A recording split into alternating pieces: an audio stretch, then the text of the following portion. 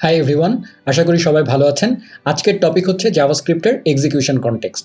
অনেকেই আমার চ্যানেলে এক্সিকিউশন কনটেক্সট নিয়ে ভিডিও রিকোয়েস্ট করে বারবার আমার চ্যানেলে কমেন্ট দিয়েছেন। সো আমি এতদিন পর্যন্ত সাড়া দেইনি। এটার একটা উদ্দেশ্য ছিল আমার, কারণ আমি চেয়েছি এক্সিকিউশন কনটেক্সটে জাম্প করার আগে জাভাস্ক্রিপ্টের বেসিক কনসেপ্টগুলো আগে বলে আসতে। এবং আরেকটা উদ্দেশ্য আছে, যখন আপনারা আজকে ভিডিওটা কমপ্লিটলি দেখতে পারবেন তখন দেখবেন যে আগে বলা আমার বিভিন্ন টপিক, যেমন জাভাস্ক্রিপ্টের স্কোপ, জাভাস্ক্রিপ্টের হোস্টিং, তারপরে ক্লোজার, এই জাতীয় জিনিসগুলো আজকে আমরা নতুনভাবে আবিষ্কার করব। আমরা এগুলো সম্পর্কে কিন্তু প্রিলিমিনারি আইডিয়া অলরেডি আমাদের আছে, যদি আপনারা আমার এই চ্যানেলের ভিডিওগুলো ফলো করেন। সো ওই জিনিসগুলোকেই কিন্তু আজকে আমরা কনটেক্সটের মাধ্যমে, এক্সিকিউশন কনটেক্সট বোঝার মাধ্যমে নতুন করে আবিষ্কার করব। এবং এখন আমরা জানতে পারবো যে আসলে 2 আর 2 কীভাবে 4 হচ্ছে। সো চলুন দেরি না করে শুরু করে দিই।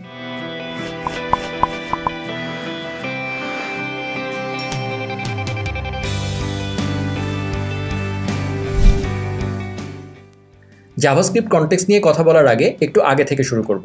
প্রথমে আমরা দেখব যে ব্রাউজার অথবা টার্মিনালে জাভাস্ক্রিপ্ট কীভাবে রান করে। টার্মিনাল কেন বলছি, কারণ আমরা জানি যে এখন জাভাস্ক্রিপ্ট নোড.js-এও রান করে। সো সেটাই একটু দেখব যে কীভাবে আসলে করে। ঠিক আছে, একটা ব্রিফ ওভারভিউ দেখব, টপ লাইন ভিউ।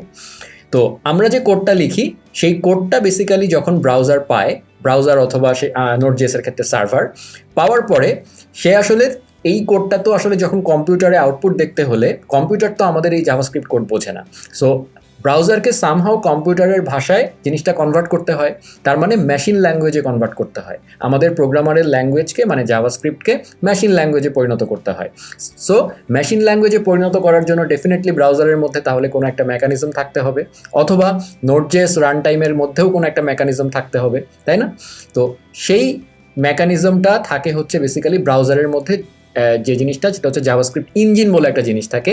সেই ইঞ্জিনটা বেসিক্যালি, এই যে ইঞ্জিন, এই যেমন এটা হচ্ছে V8 ইঞ্জিন, এটা হচ্ছে গুগল ক্রোম ব্রাউজারের মধ্যে থাকে। তো অন্যান্য ব্রাউজার যেমন যদি আমি ফায়ারফক্সের কথা বলি তাহলে স্পাইডার মানকি, যদি ইন্টারনেট এক্সপ্লোরার হয় তার ইঞ্জিনটার নাম হচ্ছে চাক্র, এবং সাফারির ক্ষেত্রে হচ্ছে জাভাস্ক্রিপ্ট কোর।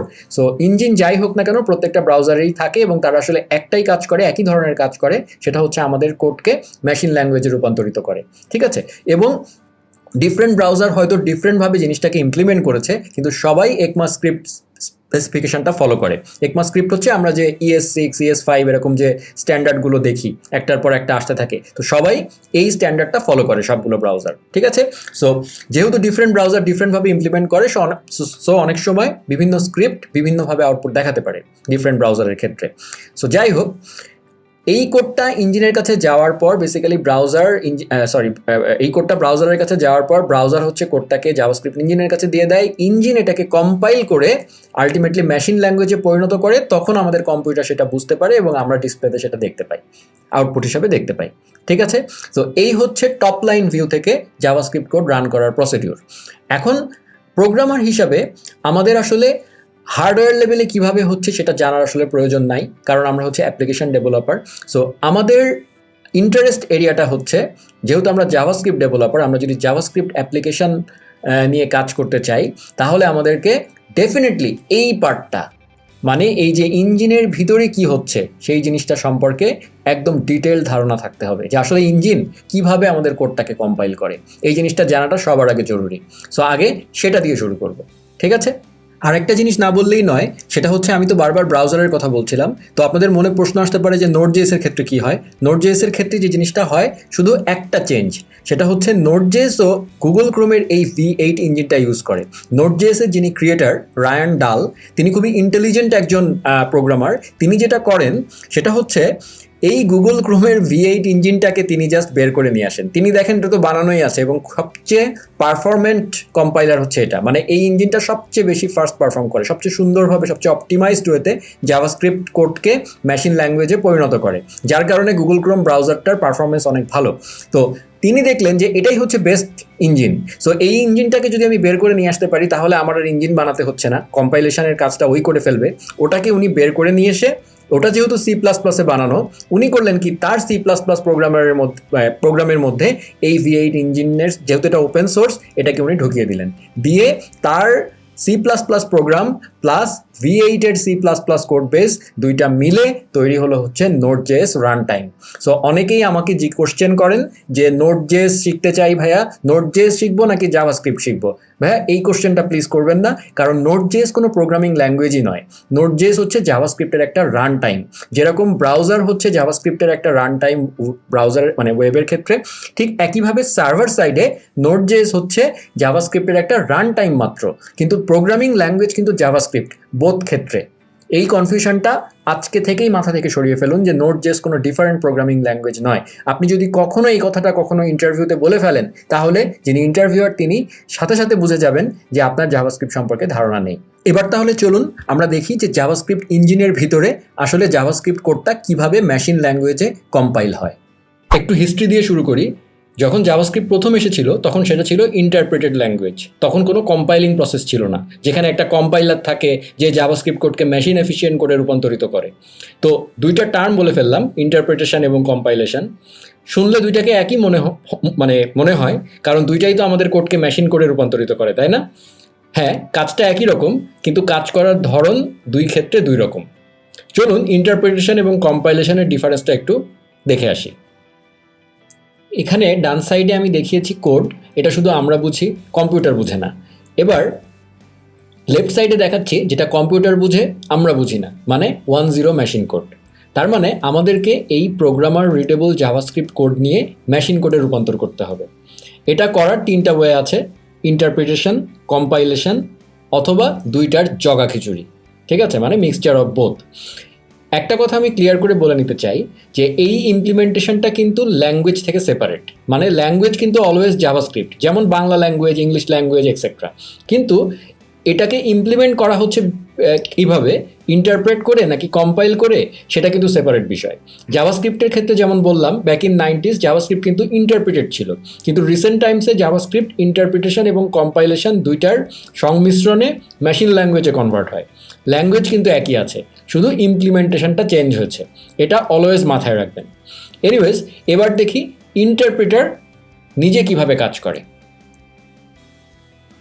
ইন্টারপ্রিটারের কাছে আমাদের প্রতিটা ইনস্ট্রাকশনের ইকুইভ্যালেন্ট মেশিন ইনস্ট্রাকশন লেখা আছে। যেমন আমরা ডান পাশে দেখতে পাচ্ছি ইনস্ট্রাকশন 1, সো এর মধ্যে console.log একটা আছে, সেই লগ ফাংশনের ইকুইভ্যালেন্ট তার কাছে ইনস্ট্রাকশন লেখা আছে। আবার একইভাবে রিটার্ন করার সময় সে +1+1 করছে, তার মানে একটা অ্যাড ফাংশন, হ্যাঁ, সেটাও তার কাছে ইনস্ট্রাকশন হিসাবে ইন্টারপ্রিটারের কাছে মেশিন ল্যাঙ্গুয়েজে লেখা আছে।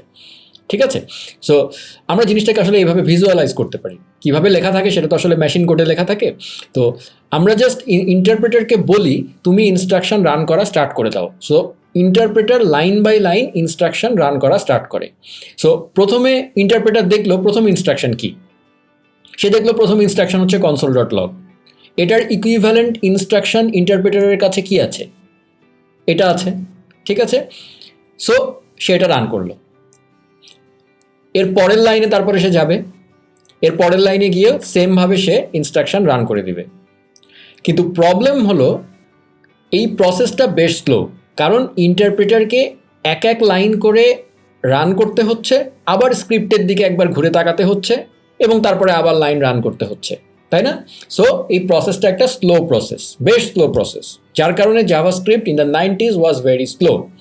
কিন্তু এই প্রসেসের একটা সুবিধাও ছিল, সেটা হচ্ছে কেন তাহলে এভাবে করা হয়েছিল, কারণ জাভাস্ক্রিপ্ট ওই সময় ইজি টু ডিবাগ ছিল, মানে ডিবাগ করাটা ইজি ছিল। কারণ কি, আমি একটা করে লাইন ইনস্ট্রাকশন দিচ্ছি, তারপরে সেটা রান করছি। সো যদি আমার ইনস্ট্রাকশন রান করতে গিয়ে কোনো ভুল হয়, তাহলে ইন্টারপ্রিটার খুব দ্রুত প্রোগ্রামারকে সাথে সাথে লাইনে বলে দিতে পারে যে তোমার ভুল হয়েছে।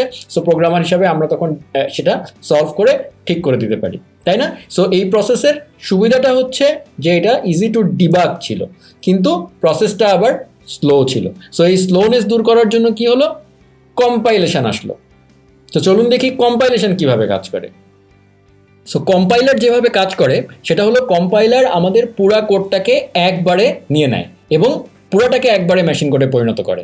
এরপরে জাস্ট খ্যাট করে লাইন বাই লাইন সে রান করে দেয়। তার মানে এই ক্ষেত্রে প্রসেসটা অনেক ফাস্টার হয়। কিন্তু একটা প্রবলেম আছে এই ক্ষেত্রে, সেটা কি, ধরি আমার এই যে 6 নম্বর লাইনে যে একটা এরর হলো, কম্পাইলার কি করবে, কম্পাইলার কিন্তু থেমে থাকবে না, কম্পাইলার সামনে এগিয়ে যাবে। তাতে যেটা হবে, আমাদের এই 6 নম্বর লাইনে যদি এমন কোনো ম্যালিশিয়াস কোড থাকে, যে কোডটা আসলে ধরে নিলাম ইনফিনিটি লুপ টাইপের, যেটা মেমোরি লিক করছে, এরকম কিছু হলে আমার সিস্টেম ক্র্যাশ করে যেতে পারে, আমি থামাতে পারবো না। সো এটাই হচ্ছে কম্পাইল ল্যাঙ্গুয়েজের একটা বিগ প্রবলেম, যে হার্ড টু মানে এটা সিস্টেম ক্র্যাশ করে ফেলতে পারে এবং এটা হার্ড টু ডিবাগ। কারণ কি, এটা ডিবাগ করার প্রবলেম, কারণ আমি কিন্তু কম্পাইল হয়ে গেছে, সো আমি জানি না এক্স্যাক্টলি কোন লাইনে প্রবলেমটা, রান করার পরে জানতে পারবো। ঠিক আছে, সো তার মানে ইন্টারপ্রিটেশনের সময় আমাদের একটা সুবিধা ছিল যে ইজি টু ডিবাগ ছিল, কিন্তু প্রসেস স্লো ছিল, কিন্তু কম্পাইলেশনের সময় প্রসেস ফাস্ট পাচ্ছি কিন্তু সিস্টেম ক্র্যাশ করছে অথবা হার্ড টু ডিবাগ হয়ে যাচ্ছে। তাহলে এমন কিছু যদি থাকতো যে দুইটা মিলাই যদি কিছু করতে পারতাম, তাহলে মনে হয় বেস্ট হইতো, মানে best of both worlds. Google Chrome 2008 সালে যখন তাদের V8 ইঞ্জিনটা লঞ্চ করে, তারা এই কাজটাই করে, তারা এই দুইটাকে সমন্বয় করে তারা এটার নাম দেয় জাস্ট ইন টাইম কম্পাইলার, যেটা আসলে ইন্টারপ্রিটেশনের ইজি টু ডিবাগ পার্ট এবং কম্পাইলেশনের ফাস্ট প্রসেস দুইটাকে জোড়া লাগিয়ে একটা অপটিমাইজড একটা সমন্বয় তৈরি করে, যেটা আসলে হয়তো ফুল কম্পাইল ল্যাঙ্গুয়েজের মতো অতটা ফাস্ট না, কিন্তু মোর দ্যান ফাস্ট এনাফ, হ্যাঁ, যেটা আসলে আমাদের ইউজারের এন্ড থেকে আমরা আসলে বুঝতেই পারবো না। ঠিক আছে, সো দেখি যে এই জেআইটি কম্পাইলার আসলে কিভাবে কাজ করে। তো জেআইটি কম্পাইলারের জেআইটি পার্টটা হচ্ছে ইন্টারপ্রিটেশনের কাজ করে, আর কম্পাইলার তো মেশিন কোডে পরিণত করে। তো এই ক্ষেত্রে যেটা হয় যে আমাদের যে কোডটা, সে জেআইটি কম্পাইলার ওটাকে অ্যাজ ইট ইজ রেখে দেয়। যখন আমি কোনো ফাংশন ইনভোক করি বা কল করি, যেমন ইনস্ট্রাকশন 1 এই ক্ষেত্রে কল করলাম, হ্যাঁ, তখন কি হবে, সে তখন জাস্ট ইন টাইম ওই ফাংশন বা ওই ইনস্ট্রাকশনটাকে মেশিন কোডে পরিণত করবে এবং সেটাকে এক্সিকিউট করে দিবে। ঠিক আছে, এখন ধরলাম যে ইনস্ট্রাকশন 2 যখন কল হলো এবং একটা এরর হলো। ঠিক আছে, এই সময় কি হবে, এই সময় জেআইটি পার্ট যেটা, সে বলবে wait, I have just in time compiled it and there is an error, so তুমি এখানে থামো। সো তখন প্রোগ্রামারকে বলে দিতে পারবে, প্রোগ্রামার তখন জিনিস, তার মানে কি, আমি ডিবাগও করতে পারছি, so it's easy to debug and also fast enough, so best of both worlds. So এটাই হচ্ছে জেআইটি কম্পাইলারের বৈশিষ্ট্য, এবং জাভাস্ক্রিপ্ট, নোড.js এগুলো হচ্ছে এখন জেআইটি কম্পাইলেশনের মাধ্যমে ইঞ্জিনের মধ্যে আসলে কম্পাইলড হয়। ঠিক আছে, সো আশা করি এটুকু আপনারা বুঝতে পেরেছেন। এবারে আমরা চলে যাব আমাদের আজকের মেইন টপিক, জাভাস্ক্রিপ্টের এক্সিকিউশন কনটেক্সটে। অনেকে এক্সিকিউশন কনটেক্সট শুরু থেকেই একবারে এক্সিকিউশন কনটেক্সটে চলে যান। আমার কাছে মনে হয়েছে যে না, কিভাবে কম্পাইলেশনটা হয় সেটা আগে একটু দেখানো জরুরি, কারণ কম্পাইলেশনটা কিভাবে হয় এটা যেহেতু এখন আপনাদের কাছে পরিষ্কার, সো এরপরে যখন আমি এক্সিকিউশন কনটেক্সটটা বোঝাবো, দুইটাকে মিলিয়ে আপনার ব্রেইন আপনাকে খুব আরও পুরা জাভাস্ক্রিপ্টের পুরা পিকচারটাই আপনার সামনে তুলে ধরবে বলে আমার মনে হয়। ঠিক আছে, সো চলে যাই আমাদের আজকের মেইন টপিক, জাভাস্ক্রিপ্টের এক্সিকিউশন কনটেক্সট। আমার মতে জাভাস্ক্রিপ্টের সবচেয়ে ইম্পর্টেন্ট কনসেপ্ট হলো এক্সিকিউশন কনটেক্সট। এর কারণ হলো, যদি আপনি এটা খুব ভালো করে বুঝে থাকেন, তাহলে জাভাস্ক্রিপ্টের অ্যাডভান্স টপিক যেমন হোয়েস্টিং, স্কোপ চেইন, ক্লোজার এগুলো বুঝতে পারবেন একেবারে সহজে। আমি আমার চ্যানেলের আগে আলাদা আলাদা করে হোয়েস্টিং, স্কোপ, ক্লোজার এগুলো নিয়ে টিউটোরিয়াল দিয়েছি, কিন্তু আজকের এক্সিকিউশন কনটেক্সট যদি বুঝতে পারেন, তাহলে ওইগুলো আপনার কাছে আরও বেশি সহজ লাগবে এবং আপনাদের কাছে এটা পানির মতো সহজ হয়ে যাবে একসময়। ঠিক আছে, সো চলুন তাহলে আসলে এক্সিকিউশন কনটেক্সটটা কি সেটা দিয়ে আসলে আমাদের ডিসকাশন শুরু করি। শুরুতে একটু ভাবি যে আমরা কিভাবে কোড লিখি। কোড লেখার একটা স্ট্র্যাটেজি হলো, আমাদের কোডকে ছোট ছোট পার্টে আমরা ভেঙে ফেলি। এই পিস করে ফেলা যে ডিফারেন্ট কোডগুলো, সেগুলো ডিফারেন্ট নাম থাকতে পারে, যেমন ফাংশন, মডিউল, প্যাকেজ, কিন্তু এগুলো সবারই একটাই কাজ, সেটা হচ্ছে আমাদের কোডকে স্মলার পিসেসে ভেঙে ফেলা, যেন কমপ্লেক্সিটি ভাগ হয়ে যায় এবং আমরা কোডটাকে ইজিলি মেনটেন করতে পারি, তাই না?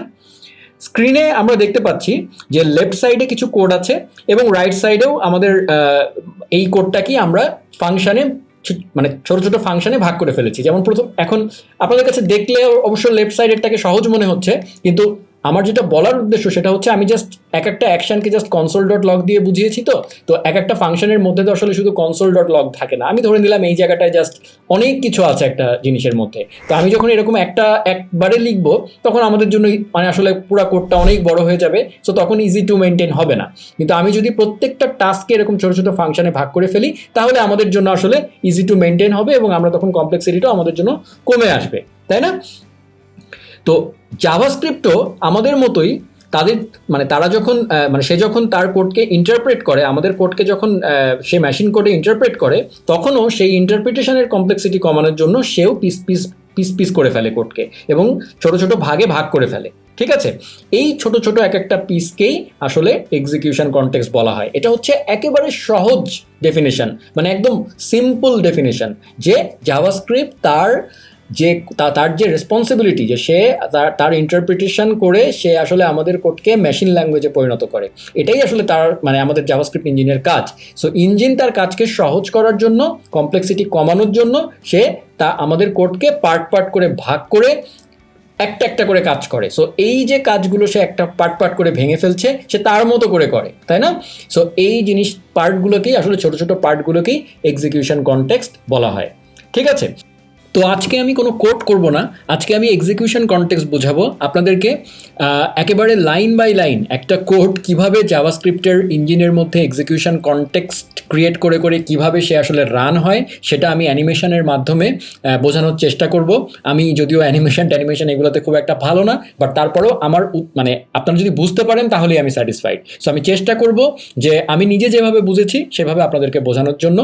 তো চলুন আমরা ধরে নেই যে বাম পাশের যে কালো অংশটা দেখা যাচ্ছে এটা আমাদের কোড এডিটর অংশ, এবং ডান পাশে হচ্ছে আমি এক্সিকিউশন কনটেক্সটটা বোঝাবো আর কি। তো বাম পাশে যখন আমরা যখন জাভাস্ক্রিপ্ট ধরে নিলাম, বাম পাশে যেটা আছে সেটা একটা .js ফাইল, ঠিক আছে, মানে এখানে কোনো কোড এখন পর্যন্ত নাই। তো যখন আমরা একদম শুরুতেই একটা জাভাস্ক্রিপ্ট একটা গ্লোবাল এক্সিকিউশন কনটেক্সট তৈরি করে। আচ্ছা, প্রথমেই আমি শুরু করলাম গ্লোবাল এক্সিকিউশন কনটেক্সট এই শব্দটা দিয়ে। গ্লোবাল এক্সিকিউশন কনটেক্সট জিনিসটা আসলে কি? বেসিক্যালি এটাকে ধরে নেন একটা অবজেক্ট, সিম্পলি একটা অবজেক্ট। জাভাস্ক্রিপ্টের সব কিছুই অবজেক্ট। গ্লোবাল এক্সিকিউশন কনটেক্সটকে জাভাস্ক্রিপ্টের দিক থেকে আপনি ধরে নেন প্রথমে একটা অবজেক্ট, এবং যদি বাংলায় বলি এটাকে ধরে নেন একটা কন্টেইনার, মানে একটা বক্স। ঠিক আছে, তো শুরুতে যখন আমাদের কোনো কোডই থাকে না, শুরুতেই এই গ্লোবাল এক্সিকিউশন কনটেক্সটটা তৈরি হয়। এবং তার মধ্যে কি কি থাকে, তার মধ্যে বেসিক্যালি থাকে হচ্ছে উইন্ডো, মানে সেটা হচ্ছে গ্লোবাল একটা অবজেক্ট। আমরা অলরেডি উইন্ডো অবজেক্ট কি জিনিস সেটা দেখেছি। দিস কিওয়ার্ডটা যেটা হচ্ছে একটা অবজেক্ট, সেটা এই উইন্ডো অবজেক্টকে পয়েন্ট করে। ভ্যারিয়েবল অবজেক্ট বলে একটা সেপারেট অবজেক্ট থাকে, এবং স্কোপ চেইন বলে আরেকটা অবজেক্ট থাকে। সো গ্লোবাল এক্সিকিউশন কনটেক্সট তৈরি হয় শুরুতেই, যখনই কোড এক্সিকিউশন শুরু হয় বা রান হওয়া শুরু হয়। প্রথমে সে একটা লোডিং বা ক্রিয়েশন ফেজ দিয়ে যায়। প্রথমেই কিন্তু কোড আমাদের এক্সিকিউট হয়ে যায় না। সবার প্রথমে কি হয়, একটা গ্লোবাল এক্সিকিউশন কনটেক্সট একটা অবজেক্ট তৈরি হয়, তার মধ্যে window, this, variable object, scope chain নামে ডিফারেন্ট অবজেক্ট থাকে। এবং প্রথমে সে একটা লোডিং, মানে আমরা যেরকম একটা ওয়েব পেজে এন্টার দেওয়ার পরে একটা লোডিং সাইন দিয়ে অনেকক্ষণ লোড হয় না, ব্যাপারটা ওভাবেই চিন্তা করেন। শুরুতে একটা লোডিং স্টেট থাকে, এবং সেই স্টেটে গ্লোবাল এক্সিকিউশন অবজেক্টের মধ্যে এই জিনিসগুলো থাকে। ঠিক আছে, এরপরে আমরা ধরে নিলাম যে আমাদের কোড হচ্ছে বাম পাশে এখন এইটা আমাদের এই 7 লাইনের কোড। এখানে সিম্পলি টপিক বলে একটা ভ্যারিয়েবল আছে এবং একটা ফাংশন আছে, সেই ফাংশনটা জাস্ট ওই টপিকটা রিটার্ন করে দেয়। ঠিক আছে, তো জাভাস্ক্রিপ্টে একটু আগে দেখলাম আমরা লোডিং স্টেটে কি হয়, একটু আগে দেখলাম উইন্ডো একটা গ্লোবাল অবজেক্ট ছিল, সেটা তো আছেই। দিস সেটা উইন্ডোকেই পয়েন্ট করে থাকে। টপিক বলে আমাদের একটা ভ্যারিয়েবল আছে, তাই না? সেই টপিকটা এই লোডিং স্টেটে আনডিফাইন্ড হয়ে যায়। জাভাস্ক্রিপ্ট কি করে, আমি যে বলেছিলাম একটু আগে যে ভ্যারিয়েবল অবজেক্ট বলে একটা অবজেক্ট আছে, তার মধ্যে আসলে এই টপিক নামে একটা ভ্যারিয়েবল ক্রিয়েট হয়, মানে মেমোরিতে একটা জায়গা অ্যালোকেট হয়। সিম্পলি হিসাব, টপিক নামে একটা জায়গা অ্যালোকেট হয় এবং জাভাস্ক্রিপ্ট সেই জায়গাটায় আনডিফাইন্ড ভ্যালু বসিয়ে দেয়। ঠিক আছে, আচ্ছা, আর গেট টপিক যে ফাংশনটা, সেই ফাংশনটা ওই ভ্যারিয়েবল অবজেক্টের মধ্যেই ঢুকে যায়, কিন্তু সে জাস্ট তার একটা রেফারেন্স, মানে তার যে বডিটা, তার যে স্ট্রাকচারটা, সেটা মেমোরিতে চলে যায় জাভাস্ক্রিপ্টের কাছে, যেন জাভাস্ক্রিপ্টের দুনিয়ায় মানে সে পরিচিত হয়ে যায়। জাভাস্ক্রিপ্ট তখন জানে, আমার এই গ্লোবাল এক্সিকিউশন কনটেক্সটের মাধ্যমে সে জানে যে এই ভদ্রলোক, এই প্রোগ্রামারের গেট টপিক বলে তার একটা কাজ আছে, একটা ফাংশন আছে, যেটা আমাকে পরে এক্সিকিউট করতে হতে পারে। আচ্ছা, আর স্কোপ চেইন আমরা অলরেডি জাভাস্ক্রিপ্টের স্কোপ নিয়ে দেখে এসেছি আমার আগের টিউটোরিয়ালে, যদি না দেখে থাকেন তাহলে আমি লিঙ্ক দিয়ে দিব, দেখে নেবেন। সো স্কোপগুলো সেই global execution object scope chain নামক অবজেক্টের মধ্যে ঢুকায় রাখে। ঠিক আছে, ওকে, এইটা গেল জাভাস্ক্রিপ্টের এক্সিকিউশন কনটেক্সটের লোডিং বা ক্রিয়েশন ফেজ। ওকে, এরপরে সে তার এই লোডিংয়ের কাজ হয়ে গেলে এরপরে সে এক্সিকিউশন শুরু করে। ঠিক আছে, আবার 1 থেকে এই 1 নাম্বার লাইন থেকে এক্সিকিউশন শুরু করে, এবার সে রান করবে। সো সে যখন এক্সিকিউশন স্টেটে প্রবেশ করে, তখন সে দেখে ফার্স্ট লাইনে কি আছে, verb topic JavaScript execution context. তো সে তো অলরেডি তার কাছে টপিক শব্দটা পরিচিত, কারণ সে তার লোডিং স্টেটে সেটাকে সে আনডিফাইন্ড হিসেবে বসিয়ে রেখেছে। জাস্ট যখন এক্সিকিউশন করবে সে তখন জাস্ট এই টপিকটাকে যে ভ্যালুটা সেটা দিয়ে রিপ্লেস করে দিবে। তার মানে সে এক্সিকিউট এই ফার্স্ট টাইম করলো কিন্তু, ঠিক আছে। আর গেট টপিক ফাংশন তো তার কাছে পরিচিত, সে যখন 7 নম্বর লাইনে আসবে তখন সে জানে যে এই গেট টপিক ফাংশনটা আমাকে রান যখন সেই যে ডান পাশে ব্র্যাকেট দিয়ে যখন আমরা এটাকে কল করছি সে তখন জানে যে এটাকে এক্সিকিউট করতে হবে। তার কাছে অলরেডি সেটার ইনস্ট্যান্স বা রেফারেন্স আছে, সে মেমোরি থেকে সেই রেফারেন্স ধরে সেটাকে জাস্ট কল করে দিবে, ঠিক আছে। এখন আমরা ধরে নেই যে আমাদের যে কোডটা আমাদের ছিল তার একদম উপরে আমরা console.log টপিক ভ্যারিয়েবলটা ডিক্লেয়ার করার আগেই আমি console.log করেছি। তো আমরা এর আগে জাভাস্ক্রিপ্টের হোস্টিং জিনিসটা আমি আমার টিউটোরিয়ালে দেখিয়েছি, তখন কিন্তু আমি এইভাবে দেখাইনি, এক্সিকিউশন কনটেক্সটের আদলে দেখাইনি। তখন আমি বলেছি যে হোস্টিং করার সময় আমরা ধরে নেই যে জাভাস্ক্রিপ্ট সমস্ত ভ্যারিয়েবলকে একদম উপরে নিয়ে যায় ডিক্লারেশনগুলোকে, ঠিক আছে। এখন বুঝতে পারবেন যে এক্সিকিউশন কনটেক্সটের মাধ্যমে সে আসলে কি করে। হ্যাঁ, তো বললাম না যে সে লোডিং স্টেটে যখন ছিল তখন সে বেসিক্যালি এই যে টপিকটা সেটার ভ্যালু কিন্তু আনডিফাইন করে রেখেছিল, কিন্তু এবং আলটিমেটলি যখন আমি console.log শুরুতে করছি তখন তাহলে কি পাচ্ছে, ওই লোডিং স্টেটের আনডিফাইনকে পাবে সে শুরুতে, ঠিক আছে। এরপরে যখন সে এক্সিকিউশন স্টেটে যাবে, মানে ডিফাইন এই যে যেখানে equal to JavaScript execution context করা হয়েছে এই ইকুয়াল টুর পরে গিয়ে যখন সে এক্সিকিউশন স্টেটে যাবে তখন যদি আমি console.log করতাম তখন আমি আসলে ভ্যালুটা পেতাম। সো এখন আপনারা আমার হোস্টিং টিউটোরিয়াল দেখে এসে যদি এটা দেখেন তাহলে বুঝতে পারবেন যে আসলে ইঞ্জিনের মধ্যে কেন এই হোস্টিংটা হয়। হ্যাঁ, জাভাস্ক্রিপ্ট জাস্ট কিন্তু হোস্টিং মানে উপরের দিকে ওঠানো, জাভাস্ক্রিপ্ট কিন্তু তখন বলেছিলাম যে উপরের দিকে উঠিয়ে দেয়, কিন্তু আসলে সেটা বোঝানোর সুবিধার্থে বলেছিলাম, কিন্তু আসলে ঘটনাটা এভাবে হয়। জাভাস্ক্রিপ্ট আসলে দুইটা স্টেপ দিয়ে যায় এক্সিকিউশন কনটেক্সট, একটা হচ্ছে তার লোডিং স্টেট, একটা হচ্ছে তার এক্সিকিউশন স্টেট। সো যদি যখন সে লোডিং স্টেট দিয়ে যায় তখন সে টপিকের ভ্যালু আনডিফাইন্ড বসিয়ে দিয়েছিল, যার কারণে আমি ফার্স্ট লাইনে যখন console.log টপিক করছি তখন সে আসলে আনডিফাইন্ড পাচ্ছে, কারণ তখনও এটা কিন্তু এই ভার্ব টপিক এই শব্দটা কিন্তু সে মানে পায়নি, তখন সে লোডিং স্টেটে আমি আসলে console.log করছি। তো যার কারণে console.log যখন সে এক্সিকিউট করবে তখন সে কিন্তু আসলে ওটাকে আনডিফাইন্ড পাবে, ঠিক আছে। সো আশা করি এইটুকু বুঝতে পেরেছেন যে সামারি হচ্ছে গ্লোবাল এক্সিকিউশন কনটেক্সট যে জিনিসটা সেটা সিম্পলি একটা জাভাস্ক্রিপ্ট অবজেক্ট, যার মধ্যে একদম শুরুতে উইন্ডো বলে একটা জিনিস থাকে। যদি সেটা ব্রাউজার হয় তাহলে উইন্ডো, নোড.js এর ক্ষেত্রে সেটা হয়ে যায় গ্লোবাল, তার নামই গ্লোবাল। আর দিস নামে একটা জিনিস অবজেক্ট, সে জাস্ট এই উইন্ডোকে পয়েন্ট করে রাখে, ঠিক আছে। আচ্ছা, আর যে ভ্যারিয়েবলগুলো আমার থাকবে সেগুলো ভ্যারিয়েবল অবজেক্টের মধ্যে যাবে, ফাংশনগুলোও ফাংশনের যে ডেফিনেশনগুলো মানে ফাংশনের যে বডিটা সেটা জাস্ট রেফারেন্স আকারে আমার ভ্যারিয়েবল অবজেক্টের মধ্যে ঢুকে থাকবে, যেন পরবর্তীতে জাভাস্ক্রিপ্ট এক্সিকিউশন স্টেটে যেয়ে সেগুলোকে রেফার করতে পারে। আর তার কিছু স্কোপ চেইন ধরে রাখবে সে, তার যে স্কোপ আমরা জানি জাভাস্ক্রিপ্টের লেক্সিক্যাল স্কোপ নিয়েও আমার টিউটোরিয়াল আছে, সেটা দেখে আসতে পারেন। সে তার সমস্ত ধরনের স্কোপ সে এটার মধ্যে ধরে রাখবে গ্লোবাল এক্সিকিউশন কনটেক্সটের মধ্যে, ঠিক আছে। সো এই ছিল গ্লোবাল এক্সিকিউশন কনটেক্সটের ভিজুয়াল রিপ্রেজেন্টেশন। এবার আমরা আরও ডিটেলে যাব। সো এতক্ষণে আপনারা গ্লোবাল এক্সিকিউশন কনটেক্সট বুঝে গেলেন। গুড নিউজ হলো যে এরপরে আপনাদেরকে জাস্ট আর একটা এক্সিকিউশন কনটেক্সট বুঝলেই কাজ হয়ে যাবে, সেটা হলো ফাংশন এক্সিকিউশন কনটেক্সট, যেটা একদমই গ্লোবাল এক্সিকিউশন কনটেক্সটের মতোই, এবং এটা ক্রিয়েট হয় যখন আমরা ফাংশনকে কল করি। সো তাহলে দুইটা ব্যাপার দাঁড়ালো, জাভাস্ক্রিপ্ট আপনার কোড ইন্টারপ্রেট করা স্টার্ট করলে শুরুতে গ্লোবাল এক্সিকিউশন কনটেক্সট তৈরি হয়, এরপরে যখনই ফাংশন কল হয় তখন ফাংশন এক্সিকিউশন কনটেক্সট তৈরি হয়। ওকে, এখন আমাদের বুঝতে হবে গ্লোবাল এক্সিকিউশন কনটেক্সটের সাথে ফাংশন এক্সিকিউশন কনটেক্সটের ডিফারেন্সটা কি। একটু আগে আমরা যে গ্লোবাল এক্সিকিউশন কনটেক্সট দেখলাম সেখানে সে আসলে কি কি করেছিল একবার মনে করে দেখেন তো। সে বেসিক্যালি একটা গ্লোবাল অবজেক্ট তৈরি করেছিল, দিস নামে একটা অবজেক্ট ক্রিয়েট করেছিল, ভ্যারিয়েবল এবং ফাংশনের জন্য মেমোরি স্পেস ক্রিয়েট করেছিল, এবং ফাইনালি ভ্যারিয়েবলগুলোর ভ্যালু আনডিফাইন করে দিয়েছিল, রাইট। এই চারটা পয়েন্ট দেখে আপনাদের কি মনে হয় কোন পয়েন্টটা ফাংশন এক্সিকিউট করার সময় প্রয়োজন নাই? এইটা, তাই না? কারণ ফাংশন এক্সিকিউশন কনটেক্সটে গ্লোবাল অবজেক্ট তো অলরেডি আমার তৈরি হয়ে আছে বাইরে, তাহলে তো সেটার প্রয়োজন নাই, তাই না? তো সে এক্স্যাক্টলি এটাই করে। ফাংশন এক্সিকিউশন কনটেক্সটের মধ্যে সে বেসিক্যালি গ্লোবাল এই অবজেক্টটা তৈরি করে না, তার জায়গায় সে যেটা করে, ফাংশনের দুনিয়ায় নতুন আর একটা জিনিস আছে, সেটা হচ্ছে প্যারামিটার। সে যেটা করে তার ওই প্যারামিটারের জন্য সে একটা প্যারামিটার বা আর্গুমেন্টস নামে একটা অবজেক্ট তৈরি করে। সো তার মানে যখনই আমরা জাভাস্ক্রিপ্টে কোনো ফাংশন ডিফাইন করি এবং যদি তার কোনো প্যারামিটার থাকে, আপনারা যদি সেই ফাংশনের বডির ভিতরে console.log আর্গুমেন্টস ARGUMENTS ঠিক এইটাই যদি আপনারা প্রিন্ট করেন console.log-এ, দেখবেন ওই প্যারামিটারগুলো অবজেক্ট আকারে ওর মধ্যে আছে। ঠিক আছে? সো ফাংশন এক্সিকিউশন কনটেক্সটের সাথে গ্লোবাল এক্সিকিউশন কনটেক্সটের স্ট্রাকচারাল ডিফারেন্স হচ্ছে এটা। ফাংশন এক্সিকিউশন কনটেক্সট একটা অবজেক্ট যেটা আসলে জাস্ট গ্লোবাল এক্সিকিউশনের গ্লোবাল অবজেক্টটা তৈরি করে না, আর সব কিছু সেম থাকে ওটার মধ্যে। সে তার মানে সোজা কথা তার একটা দুনিয়া আর একটা তৈরি হয় এক্সিকিউশন কনটেক্সট। ঠিক আছে? সো সেই এক্সিকিউশন কনটেক্সট তো গ্লোবাল এক্সিকিউশন কনটেক্সটের মতো লোডিং স্টেট এবং হচ্ছে লোডিং স্টেট বা ক্রিয়েটিং স্টেট এবং আরেকটা হচ্ছে এক্সিকিউশন স্টেট, দুইটা স্টেট দিয়ে যায়, তাই না? সো এইভাবেই আসলে একই রকমভাবেই কাজ করে। কিভাবে কাজ করে সেটাও আমি সামনে আরেকটু দেখাবো, কিন্তু যেটা বুঝতে হবে থিওরিটিক্যাল নলেজটা আমাদের অলরেডি আপনাদের আশা করি এতক্ষণে হয়ে গেছে যে ফাংশন এক্সিকিউশন কনটেক্সট হচ্ছে গ্লোবাল এক্সিকিউশন কনটেক্সটের মতোই।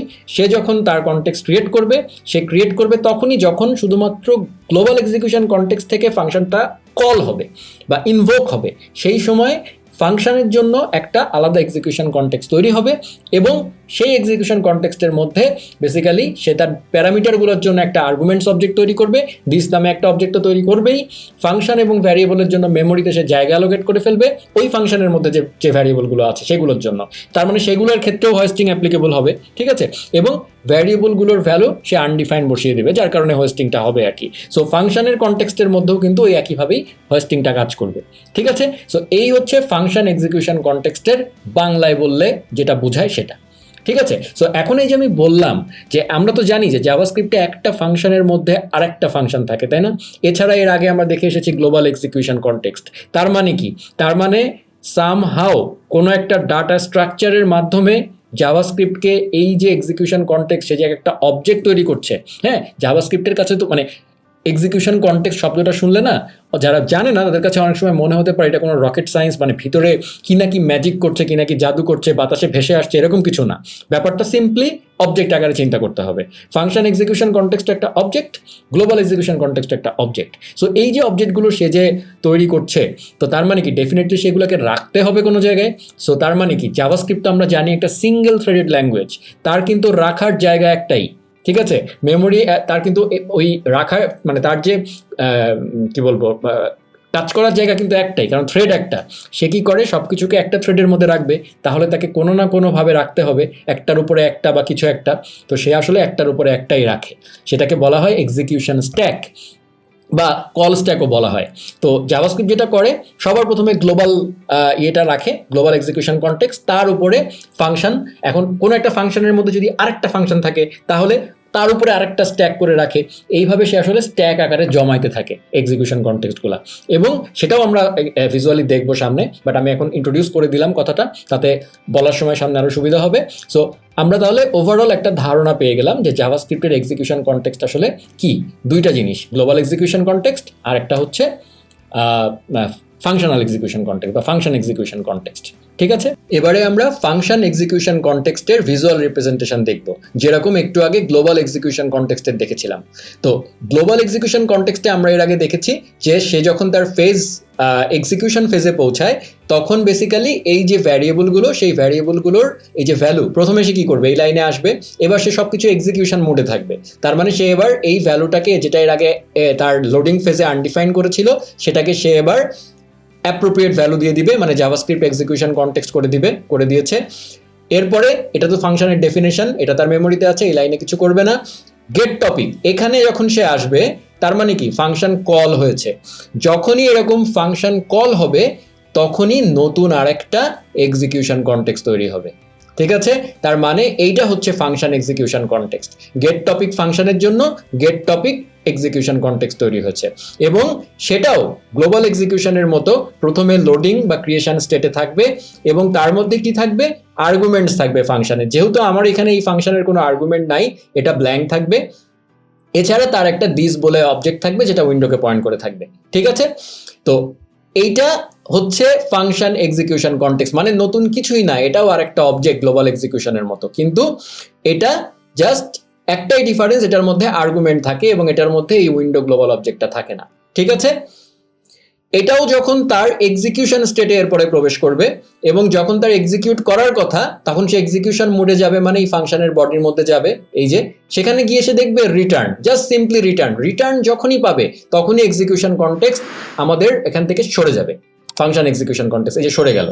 ঠিক আছে, রিটার্ন হওয়া মানেই যখনই কোনো ফাংশন কোনো কিছু রিটার্ন করে, ইনফ্যাক্ট জাভাস্ক্রিপ্টের প্রত্যেকটা ফাংশনই কিন্তু কিছু না কিছু রিটার্ন করে।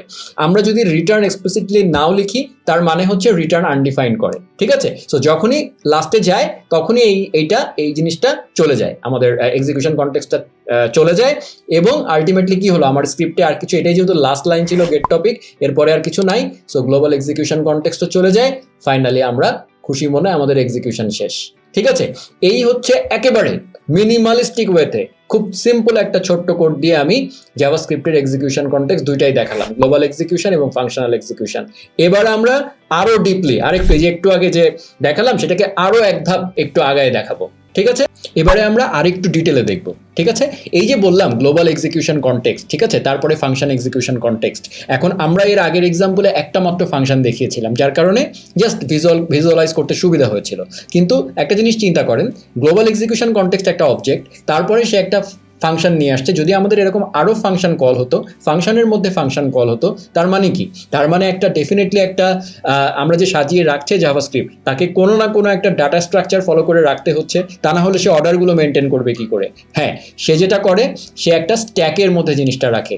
আমরা জানি স্ট্যাক মানে কি, স্ট্যাক মানে একটার উপরে একটা এরকম এরকম এরকম করে স্ট্যাক করে রাখা। ঠিক আছে, তো যেমন বইয়ের শেলফে আমরা বই স্ট্যাক করে রাখি একটার উপরে আরেকটা, তো সেই ক্ষেত্রে যেটা হয় স্ট্যাক হচ্ছে এমন একটা ডাটা স্ট্রাকচার যেটা কি করে সবার লাস্টে যেটা উপরে আসে সেটা সবার আগে বেরিয়ে যায়। ঠিক আছে, এইটুকু জাস্ট বুঝতে হবে যে লাস্টে যে আসে সে ফার্স্টে বেরিয়ে যায়। ঠিক আছে, তার মানে লাস্ট ইন ফার্স্ট আউট, তার মানে হচ্ছে লিফো। ঠিক আছে, সো স্ট্যাক হচ্ছে লিফো। তো এখন আমরা যখন আমাদের এই গ্লোবাল এক্সিকিউশন কনটেক্সটটা আসে, আমরা জানি কোনো কোড লেখা না থাকলেও যখন স্ক্রিপ্টটা পড়া শুরু হয় তখন গ্লোবাল এক্সিকিউশন অবজেক্ট তৈরি হয়ে যায়। ঠিক আছে, সো এই গ্লোবাল এক্সিকিউশন কনটেক্সটটা বেসিক্যালি জাভাস্ক্রিপ্ট স্ট্যাকের একদম শুরুতে এভাবে রাখে। ঠিক আছে, স্ট্যাকে চলে গেল, এরপরে ধরলাম আমাদের কোড হচ্ছে এটা, এখন সে লাইন বাই লাইন কোডে যাচ্ছে। প্রথমে দেখলো কি var a is equal to 1, সে কিন্তু লোডিং স্টেটে আছে এখন। হ্যাঁ, সো কোনো কিছু সে এক্সিকিউট করবে না, সে যেটা করবে তাহলে গ্লোবাল এক্সিকিউশন কনটেক্সটে সে পুরাটা একবার চোখ বুলিয়ে নেবে, চোখ বুলিয়ে নিয়ে সে যেটা করবে যতগুলো ভ্যারিয়েবল আছে মানে যে এ কে সে আনডিফাইন করবে। এরপরে দেখেন তার 1 বলে একটা ফাংশন আছে, সেই ফাংশনটাকে সে তার মেমোরিতে রাখবে, জাস্ট বডিটাকে এক্সিকিউট করবে না। এই মেইনলি কিন্তু তার কাজ। এরপরে সে এক্সিকিউশন স্টেটে চলে যাবে, কারণ তার আর কিছু কোনো ভ্যারিয়েবল এবং ফাংশন বাকি নাই, সে এখন এক্সিকিউশন মোডে চলে গেল, এক্সিকিউশন স্টেটে। এবং যাওয়ার পরে তারপরে সে কি করবে, আবার প্রথম লাইনে আসলো, এখানে দেখলো a is equal to 1, এই কাজটা সে এবার করবে। তাহলে এই যে a is equal to undefined ছিল এইটাকে সে এবার a is equal to 1 করবে ফার্স্টে। ঠিক আছে, ফাংশন অলরেডি তার মেমোরিতে আছে, এই পুরো 2 থেকে 14 পর্যন্ত লাইন এটা কিছুই করার নাই তার। সে এরপরে ডাইরেক্ট 15 নাম্বার লাইনে যে 1 এই ফাংশনটাকে সে কল করবে। যখনই ফাংশন কল হয় তখনই একটু আগে কি বলেছিলাম, ফাংশন এক্সিকিউশন কনটেক্সট তৈরি হয়, তাই না? তাহলে এবার ফাংশন এক্সিকিউশন কনটেক্সট নামে একটা জিনিস স্ট্যাকে পুশ হবে এবং সেটা এই ভিজুয়ালি দেখতে গেলে এরকম একটা ব্যাপার। ঠিক আছে, সো গ্লোবাল এক্সিকিউশনের উপরে স্ট্যাকে আরেকটা নতুন কনটেক্সট চলে আসলো, ফাংশন এক্সিকিউশন কনটেক্সট। এটা হচ্ছে 1 এই ফাংশনটা, তাই না? তো 1 ফাংশনটা যখন এক্সিকিউশন কনটেক্সট তৈরি হয় সেও ফার্স্টে তার লোডিং স্টেটে থাকে। তার আর্গুমেন্ট যেহেতু 1 কোনো আর্গুমেন্ট নাই, সো এখানে কোনো আর্গুমেন্ট থাকবে না। এছাড়া তার দিস এবং আরেকটা আছে 2, কারণ কি এই যে 1 এর মধ্যে কি আছে, 1 এর মধ্যেও কিন্তু সেম প্রসেস আগের মতো হবে। সো এইটার মধ্যে আসলে কি হবে, লোডিং স্টেটে যতগুলো ভ্যারিয়েবল আছে তার নিজস্ব কোনো লোকাল ভ্যারিয়েবল নাই, তাহলে কোনো ভ্যারিয়েবল এখানে আসবে না। কিন্তু 2 একটা ফাংশন আছে তার, এই যে 1 এর মধ্যে 2 নামে একটা ফাংশন আছে, তাহলে এটাকে তার মেমোরিতে রাখতে হবে, সেটাই রেখেছে। যেভাবে এর আগের বার গ্লোবাল এক্সিকিউশনে 1 কে রেখেছিল, এরকম 1 এর মধ্যে এবার 2 আছে, তাহলে 2 কে রাখছে। ঠিক আছে, ওকে, তাহলে এইটা হয়ে গেল তার লোডিং স্টেট। এবার সে কি করবে, তার এক্সিকিউশন স্টেটে প্রবেশ করবে। তো যখন সে এক্সিকিউশন স্টেটে প্রবেশ করবে তখন বেসিক্যালি কি হবে, প্রথম লাইন হচ্ছে console.log a, এবার সে তার এক্সিকিউশন মোডে আছে, তার মানে এবার সে প্রিন্ট করবে। তো console.log a, সে দেখবে তার নিজের মধ্যে a আছে কিনা, না a নাই, তাহলে সে তার ইমিডিয়েট প্যারেন্টে দেখবে আছে কিনা, আছে। ইমিডিয়েট প্যারেন্ট এক্সিকিউশন গ্লোবালের মধ্যেই কিন্তু সে আছে, সে দেখলো যে না তার এখানে নাই, মানে এই সরি গ্লোবালে আছে, তাহলে সে ওইটাকে জাস্ট প্রিন্ট করে দিবে, console.log a 1 প্রিন্ট হবে। ঠিক আছে, এরপরে কি হলো, তার এটার মধ্যে এই পুরা কাজ শেষ, এই ফাংশন বডি, এটা তো বডি, এখানে কিছু হবে না। এরপরে সে এই 13 নাম্বার লাইনে আসলো, টু কল হয়েছে, সে দেখছে যেই আরেকটা ফাংশন কল হয় চোখ বন্ধ করে আরেকটা এক্সিকিউশন কনটেক্সট তৈরি হয় টু নামে, ঠিক আছে, এবং সেটা এখানে চলে আসলো। টু এর মধ্যে কি আছে, টুও তার প্রথমে লোডিং স্টেটে থাকে, সে প্রথমে কি আছে, টু এর মধ্যেও কোনো লোকাল ভ্যারিয়েবল আছে, হ্যাঁ আছে, var b। তাহলে এই যে বি হচ্ছে প্রথমে আনডিফাইন্ড হয়ে আছে লোডিং স্টেটে, এছাড়া ফাংশন 3 নামে একটা ফাংশন লাগবে, সেটাকে সে তার মেমোরিতে রেখেছে, ঠিক আছে। এবার সে আবার এক্সিকিউশন স্টেটে চলে গেল। এক্সিকিউশন স্টেটে চলে যাওয়ার পরে সে কি করলো, এই যে এবার সে কি করবে, এক্সিকিউশন স্টেটে প্রথমে console.log b, খেয়াল করুন, সে দেখবে তার বি, হ্যাঁ বি তার কনটেক্সটে আছে, সে তাহলে বি কে কি পাচ্ছে, আনডিফাইন্ড, তাহলে সেখানে আনডিফাইন্ড প্রিন্ট করবে। এবারে আপনারা বুঝতে পারছেন যে আমরা যে হোয়েস্টিং বুঝিয়েছিলাম আমি এর আগে, ঠিক আছে, সো হোয়েস্টিং এর ব্যাপারটা আসলে কিভাবে হচ্ছে এবার আরো ক্লিয়ার বোঝা যাচ্ছে, তাই না, একদম ভিজুয়ালাইজ করে দেখা যাচ্ছে যে আসলে হোয়েস্টিং কিভাবে হচ্ছে। সো তার মানে এক্সিকিউশন কনটেক্সট বুঝতে পারলে আসলে হোয়েস্টিং বোঝা যায়, এরপরে আপনারা দেখবেন আরো অনেক কিছুই বোঝা যায়। আচ্ছা, এর পরের লাইনে এসে গেল, সে যেহেতু এক্সিকিউশন স্টেটে আছে তাহলে সে বি এর ভ্যালু এবার কি করবে, 2 করে দিবে, তাই না, বি এর ভ্যালু 2 করে দিল। এরপরে আছে ফাংশন বডি, এটা সে কিছুই করবে না কারণ এটা তার মেমোরিতে অলরেডি আছে, কিছু করার নাই। এরপরে সে 11 নম্বর লাইনে চলে যাওয়ার কথা, চলে গেল 3, এই ফাংশনটা কল হয়েছে উইথ প্যারামিটার 4।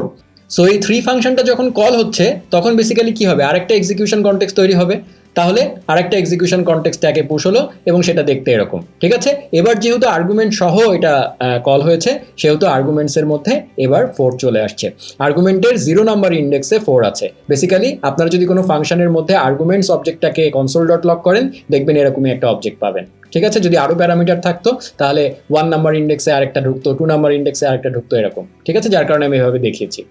এছাড়া কি হচ্ছে, সে যেহেতু যে প্যারামিটারটা পাঠানো হয়েছে সেটা ডি ভ্যারিয়েবল হচ্ছে, তার মানে ডি ভ্যারিয়েবল নামে সে পায়, সো সে নিজের মধ্যে ডি নামে একটা লোকাল ভ্যারিয়েবলকে 4 অ্যাসাইন করে দিবে, মানে আর্গুমেন্টে যা পাচ্ছে সেটাকে সে অ্যাসাইন করে দিল এভাবে। এবারে কিন্তু এই লোডিং স্টেটেই কিন্তু এই ঘটনাগুলো ঘটছে, ঠিক আছে। আচ্ছা, এবার পরের লাইন এসে যাবে, তাই না, পরের লাইন কি আছে, এখন তো সে এক্সিকিউশন স্টেটে প্রবেশ করবে, তাই না, আমি এক্সিকিউশন স্টেটে প্রবেশ করলাম, ঠিক আছে। এইবার console.log এই লাইনটা ফার্স্টে সে এক্সিকিউট করবে, করতে গিয়ে সে খুঁজছে কি, সি, সি কি তার মধ্যে আছে না নাই, উপরে আছে না নাই, তাহলে কি হবে, সি কে কিন্তু সে রেফারেন্স করতে পারছে না। বাই দ্য ওয়ে আপনারা বলতে পারেন যে এর আগে যে let see is equal to 3 ছিল, এটা কেন আমাদের, এই যে আমি একটু আগে যাই, আমাদের এই লোডিং স্টেটে কেন এটা ছিল না, এটার কারণ হচ্ছে আপনারা যারা আমার লেট var const এই ভিডিওগুলো দেখে এসছেন তারা হয়তো বুঝতে পারছেন যে var এবং লেট ডিফারেন্টভাবে কাজ করে। লেটের ক্ষেত্রে যখন সে লেট দেখে তার এই লোডিং স্টেটে, তখন এই ভারে যেরকম সে আনডিফাইন্ড অ্যাসাইন করেছিল সেটা সে জাস্ট করবে না, ঠিক আছে, সে জাস্ট সি নামে সে একটা ভ্যারিয়েবলকে সামহাউ চিনবে কিন্তু সে এটাকে আনডিফাইন্ড করবে না, যার কারণে আমি এটা এখানে লিখিনি লোডিং স্টেটে লেট বলে। তো যখন আমি এক্সিকিউশন স্টেটে প্রবেশ করছি তখন যেহেতু সে সি নামে তার কোনো কিছু তার কনটেক্সটের মধ্যে নাই, তার প্যারেন্টেও নাই, যার কারণে এই জায়গাটায় এসে সে রেফারেন্স এরর দিবে, ডি আছে তার কাছে কিন্তু সি নাই, যার কারণে সে রেফারেন্স এরর দিবে, কারণ সে মেমোরিতে সি কে রেফার করতে পারছে না। কিন্তু যদি আমার কোডটা আমরা উল্টায় লিখতাম, সি ইজ ইকুয়াল টু 3 আগে লেখা থাকতো, তাহলে কি হতো, প্রথমে লোডিং স্টেটে সি, এই সি এর ভ্যালু আনডিফাইন্ড হতো না ঠিকই, কিন্তু যখন এক্সিকিউশন স্টেটে আসতো, এসে যখন এই লাইনে আসতো তখন কিন্তু সে সি ইজ ইকুয়াল টু আগে 3 বানায় ফেলতো, এই জায়গাটায় এই যে সি ইজ ইকুয়াল টু আগে 3 বানায় ফেলতো, তারপরে console.log এর লাইনে যেত, তাই না, তখন সে 3 ভ্যালুটা পেত সি এর, যার কারণে 3 + 4 হয়ে এটা তখন 7 আউটপুট দিত। এবার আপনারা বুঝতে পারছেন যে লেট এবং ভারের ক্ষেত্রে কিভাবে হোয়েস্টিং হচ্ছে। এখানেও কিন্তু আসলে এই ব্যাপারটা কিন্তু আমি হোয়েস্টিং ভিডিওতে বলেছিলাম, কিন্তু তখন খুব অ্যাবস্ট্রাক্ট হইতে বলেছিলাম, এক্স্যাক্টলি কিভাবে হচ্ছে সেটা কিন্তু বলিনি। এটার কারণ আছে, এটার কারণ হচ্ছে প্রথমে হোয়েস্টিং সম্পর্কে একটা প্রিলিমিনারি ধারণা আমি দিয়ে রেখেছি আপনাদেরকে। অনেকে আগে এক্সিকিউশন কনটেক্সট বোঝাটা প্রেফার করে তারপরে হোয়েস্টিং এগুলোতে যায়, কিন্তু আমি আজকে যদি এই মানে আমার কাছে মনে হয়েছে যে এই ওয়েতে গেলে মানে মেবি বেটার হয়, কারণ আমি আসলে এভাবে বুঝেছি, আগে হোয়েস্টিং বুঝেছি যে একটু অ্যাবস্ট্রাক্ট ওয়েতে, পরে আমার মনে হয়েছে যে আসলে ভিতরে কিভাবে কাজ করে, তখন আমি এক্সিকিউশন কনটেক্সট বুঝতে গেছি। সো আপনারাও আশা করি ওই ওয়েতে গেলে মেবি আপনাদের জন্য কাজ করতে পারে আর কি জিনিসটা। সো জাস্ট 2টা ভিডিও যদি আপনার, আমি লিঙ্ক দিয়ে দিব সবগুলোরই আমার হোয়েস্টিং ভিডিওর, সেই ক্ষেত্রে আপনারা ওখান থেকে দেখে আসতে পারেন। তো বেসিক্যালি এই জায়গাটায় তাহলে কি হলো, console.log এখন সে 7 পাবে, ঠিক আছে। সো তার মানে কি এইবার এটার এক্সিকিউশন শেষ হয়ে গেল, তাই না, এই ফাংশনের কাজ শেষ। হ্যাঁ, সো এই 3 কল হয়েছিল কোন জায়গায়, এই জায়গাটায়, তাই না। তো তাহলে এটা যেহেতু কাজ শেষ, মানে কি এই জায়গাটায় ফাইনালি সে কিছু একটা রিটার্ন করে দিয়েছে, আনডিফাইন করে দিয়েছে রিটার্ন, সো যার কারণে ও পপড আউট হয়ে যাবে স্ট্যাক থেকে, ঠিক আছে। এবং এরপরে কি হবে, এরপরে 2ও পপড আউট হয়ে যাবে, ফাইনালি আমার 1ও পপড আউট হয়ে যাবে, কারণ কোনো কিছু আর বাকি নাই। এবং সব যেহেতু শেষ, আমি লাস্ট লাইনে চলে আসছি, আমার গ্লোবাল এক্সিকিউশন কনটেক্সটও পপড আউট হয়ে যাবে, চলে যাবে, ঠিক আছে। সো এইভাবে বেসিক্যালি জাভাস্ক্রিপ্ট আমাদের যে বিভিন্ন ফাংশনগুলো স্টেপ বাই স্টেপ এক্সিকিউশন কনটেক্সটের মাধ্যমে একটা একটা করে এভাবে রান হয়। ক্লিয়ার? এতক্ষণ আমরা দেখলাম যে এক্সিকিউশন কনটেক্সট বুঝতে গিয়ে কিভাবে আমরা হোয়েস্টিংটাকেও আবিষ্কার করলাম, তাই না, এবং হোয়েস্টিং ক্লিয়ার হয়ে গেল। এবার আমরা আরেকটা কনসেপ্ট যেটা আমি বুঝিয়েছিলাম এর আগে আমার ভিডিওতে, স্কোপ, জাভাস্ক্রিপ্টের লেক্সিক্যাল স্কোপ। সো এই স্কোপ ভিডিওটাও আপনারা যারা দেখেননি তারা দেখে আসতে পারেন, আমি লিঙ্ক দিয়ে দিব নিচে ডেসক্রিপশনে। বাট এখন আমরা কনটেক্সট যেহেতু বুঝি, এখন আমরা দেখবো যে স্কোপটা আরো কত সহজভাবে বোঝা যায়। সো আমি ধরে নেই যে বাম পাশে আমার আবার একটা সিম্পল ফাংশন হ্যালো, এবং সেখানে একটা var মেসেজ হ্যালো ওয়ার্ল্ড বলা আছে, এবং তারপরে ফাংশনটা কল করে দেওয়া হচ্ছে console.log। এখন যদি আমরা এক চোখে দেখি, একবারে দেখি, তাহলে আমাদের কাছে কি মনে হচ্ছে, আউটপুট আসা উচিত হ্যালো ওয়ার্ল্ড, তাই না। কারণ var মেসেজ আছে, এই ফাংশনটা যেহেতু ফার্স্টে কল করলাম, তাহলে মেসেজের ভ্যালু সেট করে দিল, ফাইনালি console.log মেসেজ। সো এটাই আমাদের এক্সপেকটেশন। সো আসেন দেখি এক্সপেকটেশন পরে, আগে আমরা জাভাস্ক্রিপ্টের ওয়েতে একটু এক্সিকিউশন কনটেক্সটের মাধ্যমে বুঝে আসি যে জিনিসটা কিভাবে হচ্ছে স্টেপ বাই স্টেপ। সো ফার্স্টে গ্লোবাল এক্সিকিউশন কনটেক্সট তৈরি হয়, সেটা লোডিং এবং ক্রিয়েশন, লোডিং অথবা ক্রিয়েশন স্টেটে থাকে, এবং উইন্ডো একটা গ্লোবাল অবজেক্ট থাকে, দিস নামে একটা অবজেক্ট যে উইন্ডোকে পয়েন্ট করে রাখে, এবং এই যে হ্যালো ফাংশনটা সেটার একটা রেফারেন্স, যেহেতু তার কোনো নিজের কোনো গ্লোবাল এক্সিকিউশন কনটেক্সটে যেহেতু নিজের কোনো ভ্যারিয়েবল নাই, তাই এখানে কোনো ভ্যারিয়েবলও নাই, শুধু ফাংশনের বডিটা মেমোরিতে আছে। এবার তাহলে সে কি করতে পারবে, নিশ্চিন্তে এক্সিকিউশন স্টেটে চলে যেতে পারবে। গেল সে এক্সিকিউশন স্টেটে, এবার সে কি করবে, ফার্স্টে এখানে তার কিছু করার নাই, সে ডাইরেক্ট হ্যালো এই লাইনে চলে আসবে, দেখছে সে ফাংশন কল, তাই না। আমরা জানি ফাংশন কল হলেই কি হয়, নতুন একটা এক্সিকিউশন কনটেক্সট তৈরি হয়, তাহলে হ্যালো নামে একটা এক্সিকিউশন কনটেক্সট তৈরি হলো, ওকে। সেটা তার লোডিং এবং ক্রিয়েশন স্টেটে কি করবে, সে তার লোডিং এবং ক্রিয়েশন স্টেটে তার তো কোনো আর্গুমেন্ট নাই, সো আর্গুমেন্ট ব্ল্যাঙ্ক, এবং তার নিজের একটা লোকাল ভ্যারিয়েবল আছে, তাই না, মেসেজ, এবং এটা var দিয়ে তৈরি করা, তাহলে সে মেসেজকে আনডিফাইন করে দিবে, এবং দিস তো তার কাছে থাকছেই, ওকে। তাহলে তার লোডিং এর কাজ শেষ এই ফাংশনের। এবার সে তার এক্সিকিউশনে যাবে, এক্সিকিউশনে যেয়ে সে কি করবে, তার যে এই যে এক্সিকিউশনের ফার্স্ট লাইন কোনটা, এটা এই যে ইকুয়াল টুর কাজটা এবার সে করবে, তাহলে ইকুয়াল টুর কাজ করে দিয়ে সে message equal to hello world করে ফেলবে, ঠিক আছে, ভালো কথা। এইবার তাহলে এই ফাংশনের কাজও শেষ, তাহলে এই ফাংশন থেকে সে বেরোয় আসবে, তার মানে কি এই জিনিসটা পপ আউট হয়ে যাবে, আমার যে হ্যালো যে এক্সিকিউশন কনটেক্সটটা ছিল সেটা চলে গেল। এইবার কি হবে, এইবার এই লাইনে আসবে, তাই না, কারণ হ্যালো কল করার পরে এই লাইনে আসছিল। খেয়াল করেন console.log মেসেজ কোথাও আছে, নাই, কারণ কনসোল করার আগেই আমাদের এই ফাংশন কনটেক্সটটা আমার স্ট্যাক থেকে পপড আউট হয়ে গেছে, বের হয়ে চলে গেছে, যার কারণে আমি আর ওটাকে রেফারেন্স করতে পারছি না, এই মেসেজটাকে রেফারেন্স করতে পারছি না, ঠিক আছে। সো এটাই আসলে তার মানে কি, আমরা এখানে কিন্তু স্কোপ আবিষ্কার করলাম। আমি জাভাস্ক্রিপ্টের স্কোপের ক্ষেত্রে কি বলেছিলাম, যে কোনো একটা ফাংশন, মানে কোনো জাভাস্ক্রিপ্টের দুনিয়াতে প্যারেন্টের সব কিছুই কিন্তু চাইল্ড অ্যাক্সেস করতে পারে, কিন্তু চাইল্ডের কোনো কিছুই প্যারেন্ট অ্যাক্সেস করতে পারে না। এটা আমি বলার জন্য বলেছিলাম, মানে একটা কি বলবো, সূর্য পূর্ব দিকে ওঠে পশ্চিম দিকে অস্ত যায়, এরকম একটা ব্যাপার, যে হ্যাঁ এটা তোমাকে মানতে হবে, মানে ওইভাবে বলেছিলাম, তাই না। কিন্তু আসলে ব্যাপারটা ঘটে এইভাবে, হ্যাঁ, কিন্তু আমরা বাংলায় বোঝার জন্য আমরা যখন বুঝি তখন এইভাবে বুঝি, তাই না।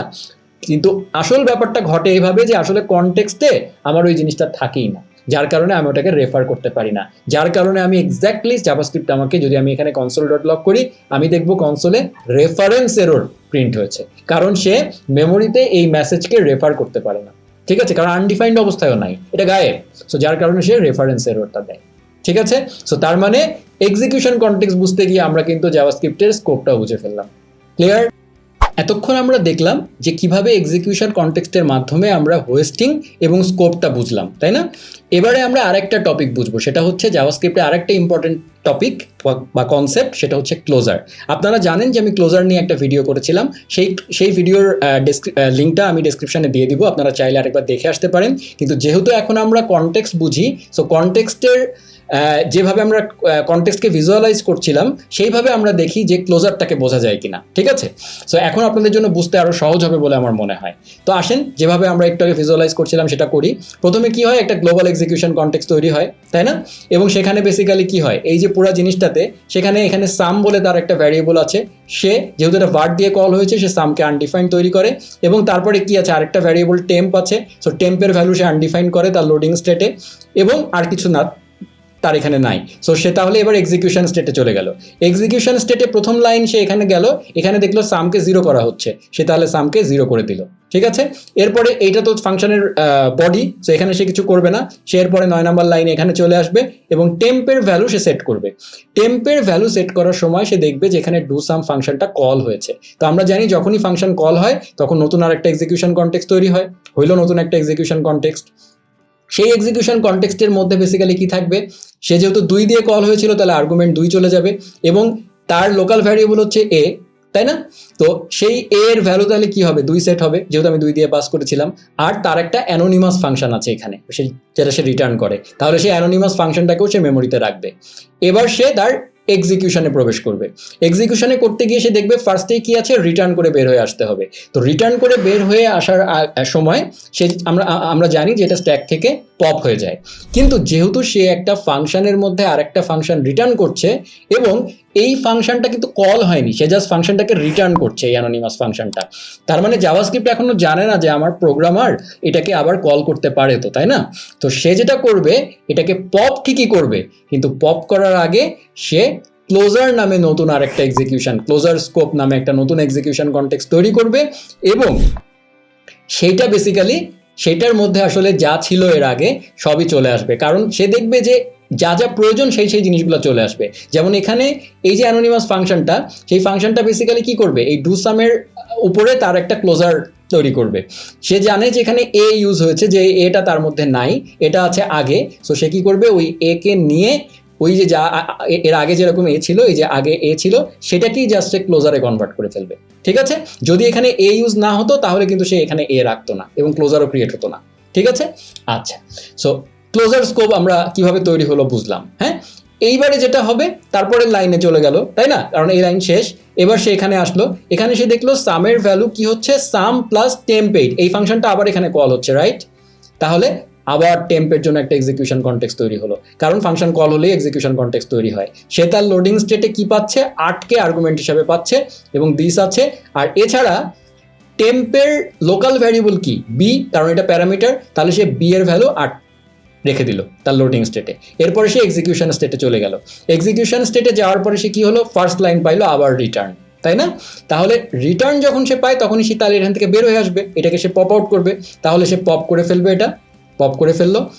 এখন কি হলো, তাহলে এই লাইনটাও শেষ। হ্যাঁ, এখন সে যখনই এই যে এ প্লাস বি, তার কাছে কিন্তু এখন এও আছে এবং তার বি তো তার নিজের ইয়ের মধ্যেই ছিল, তাই না? বি তো তার নিজের কাছেই ছিল। সো সেই দুইটা যোগ করে সে বেসিক্যালি 8 আর 2 10 করবে। সো সামের ভ্যালু সে 10 করে ফেললো, ঠিক আছে? এরপরে আমার এই লাইনটা যেহেতু শেষ, তাহলে এও ক্লোজার চলে গেল এবং ফাইনালি সব লাইন শেষ, গ্লোবাল এক্সিকিউশন শেষ হয়ে গেল। সো তার মানে আমরা এবার বুঝলাম যে কিভাবে আসলে ক্লোজার কনসেপ্টটা আমরা ইন্ট্রোডিউস করলাম বাই ইউজিং জাভাস্ক্রিপ্টের এক্সিকিউশন কনটেক্সট, ঠিক আছে? সো এইভাবে আসলে বেসিক্যালি ব্যাক এন্ডে জিনিসটা কাজ করে। সো তার মানে যখনই এরকম কোনো ফাংশনের মধ্যে আরেকটা ফাংশন রিটার্ন হচ্ছে বা এরকম ফাংশনের মধ্যে ফাংশন কল হচ্ছে, তখন যদি সেই ফাংশনটা তার ঠিক আউটার স্কোপের আউটার কনটেক্সটের কোনো ভ্যারিয়েবলকে ইউজ করে, তাহলে সে তাকে নিয়ে ক্লোজার তৈরি করে রাখে, কারণ সে জানে যে এটা পরে ইউজ হতে পারে এবং যখন সে ইউজ করার সময় যেন সে সেই ভ্যারিয়েবলটাকে রেফার করতে পারে, যার কারণে সে ক্লোজার কনটেক্সটের মধ্যে সেটাকে ঢুকিয়ে রাখে, ঠিক আছে? ক্লিয়ার? তাহলে এতক্ষণ আপনারা ভিজুয়াল রিপ্রেজেন্টেশনের মাধ্যমে বুঝলেন যে কিভাবে জাভাস্ক্রিপ্টের এক্সিকিউশন কনটেক্সট কাজ করে। অনেকে এক্সিকিউশন কনটেক্সট শব্দটা শুনলে মনে করে ভিতরে মানে কি না কি হয়ে যাচ্ছে, কিন্তু আসলে পুরো ব্যাপারটাকে যদি আমি সামারি করি তাহলে ব্যাপারটা এটাই দাঁড়ায় যে এক্সিকিউশন কনটেক্সট হচ্ছে সত্যিকার অর্থে বিভিন্ন অবজেক্ট। ঠিক আছে, এক্সিকিউশন কনটেক্সট দুই রকমের হয়, একটা হচ্ছে গ্লোবাল এক্সিকিউশন কনটেক্সট এবং আরেকটা হচ্ছে ফাংশন এক্সিকিউশন কনটেক্সট। ঠিক আছে, দুইটাই হচ্ছে ডিফারেন্ট অবজেক্ট। ঠিক আছে, এবং এই অবজেক্টগুলোর মাধ্যমেই জাভাস্ক্রিপ্ট বেসিক্যালি বুঝতে পারে কোনটার পরে কোনটা রান করাতে হবে এবং কোনটাকে কিভাবে রান করাতে হবে। এইগুলোর মধ্যেই লুকিয়ে আছে আসলে হোয়েস্টিং, এইগুলোর মধ্যেই লুকিয়ে আছে ক্লোজার, এগুলোর মধ্যেই লুকিয়ে আছে জাভাস্ক্রিপ্টের lexical scope. So execution context বোঝা মানে জাভাস্ক্রিপ্ট আসলে কিভাবে কাজ করছে সেটাই অনেকটা বুঝে ফেলা। সো আজকের ভিডিওতে আমি আপনাদের কাছে একদম সহজভাবে জিনিসটা বোঝানোর চেষ্টা করলাম, জানি না কতটুকু সফল হয়েছি। যদি আপনারা কোনো জায়গায় কোনো কনফিউশন থাকে, বুঝতে না পারেন, feel free to ask any time in the comment section, আমি অ্যান্সার দিব। এছাড়া যদি আপনারা এই ভিডিও দেখার আগে আমার ওয়েস্টিং, স্কোপ এবং লেট ভার কনস্ট এগুলো নিয়ে যে ভিডিওগুলো আছে, খুব কনসেপচুয়াল ভিডিও আমি তৈরি করার চেষ্টা করি, সেই ভিডিওগুলো আপনারা একবার দেখে আসতে পারেন, আমার চ্যানেলে পাবেন। এছাড়াও আমি ভিডিও ডেসক্রিপশনে এগুলো দিয়ে দিব, আশা করি আপনারা সবাই উপকৃত হবেন। আরেকটা জিনিস শেষ পর্যন্ত আমি শেষে আমি বলে রাখি, সেটা হচ্ছে আজ পর্যন্ত আমি যতগুলো ভিডিও বানিয়েছি তার মধ্যে সবচেয়ে ইম্পর্টেন্ট টপিক হচ্ছে আমার মতে এই এক্সিকিউশন কনটেক্সট। ঠিক আছে, এক্সিকিউশন কনটেক্সট খুব ভালো করে যদি আপনারা বুঝতে পারেন এবং আমি যে ওয়েতে ভিজুয়ালাইজ করা দেখিয়ে দিলাম, এইভাবে যদি প্রতিটা জিনিস আপনারা ভিজুয়ালাইজ করতে পারেন, তাহলে কোনো জায়গায় আটকানোর কথা না। জাভাস্ক্রিপ্ট প্রোগ্রামারের যেটা সবচেয়ে বড় প্রবলেম হয় সেটা হচ্ছে আমরা যখন ডিবাগ করতে যাই, আমরা কিন্তু খুব কনসেপ্টগুলো বুঝেই কিন্তু আমরা কোড করতে শুরু করি এবং আটকে যাই কখন, যখন আমরা এটাকে রান করতে গিয়ে এরর পাই, কোন জায়গাটা এরর হচ্ছে একটু অ্যাপ্লিকেশন বড় হলেই আর খুঁজে পাই না। সো এক্সিকিউশন কনটেক্সট বুঝলে আপনি যখন লিখবেন, প্রোগ্রামগুলো যখন লিখতেই না আপনার কাছে, আপনি যেহেতু জানেন ভিতরে কি হচ্ছে, সো আপনার জন্য না জিনিসটা অনেক সহজ হয়ে যাবে।